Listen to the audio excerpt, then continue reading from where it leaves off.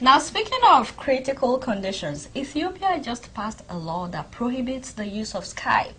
Yes, to make calls. You are not allowed to use Skype if you are in Ethiopia. If you do, you're facing up to 15 years in prison. A lot of people were quite surprised when they heard about this. And it's like, where have you been?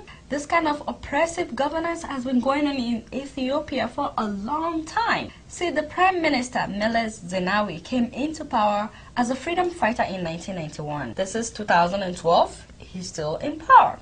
Now, guess what? The whole of Ethiopia has one national TV. Of course, it is controlled by the government. One national TV for the whole of 80 million people. That's how much freedom of press they have in Ethiopia. It's not really freedom of press, it's like a freedom of oppression. And the radio station and the daily newspaper, it's like all controlled by the government, including the telecommunication. That means they're able to listen in to people's phone calls and they're able to read through their emails. Of course, the internet service provider is also the government, which is why they're able to ban the use of Skype. By the way, this prime minister still holds an election every 4 years because, you know, he's trying to be democratic. Except that he wins every time.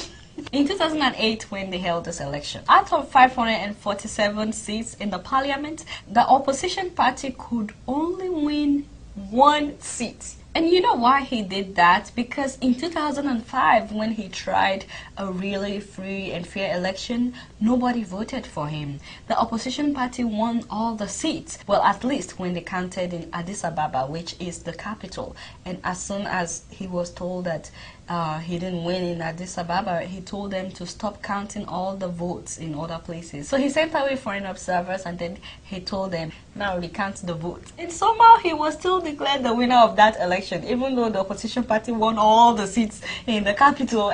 So the people of Ethiopia protested. They were like, this election is rigged. And guess what? He killed about 200 people, about 800 were injured, and he detained more than 40,000 people. 27 journalists were charged with treason, including 5 correspondents from Voice of America. That's why the Committee to Protect Journalists have declared Ethiopia as the leading source of exiled journalists in the world, with more than 200 Ethiopian journalists living in exile. So now that he banned the use of Skype, yes, don't be surprised. This has been going on for a long time. I'm just hoping that the people of Ethiopia will not give up until there's a revolution in Ethiopia. Just keeping it real. Now to a serious issue. I beg my people, don't commit fornication.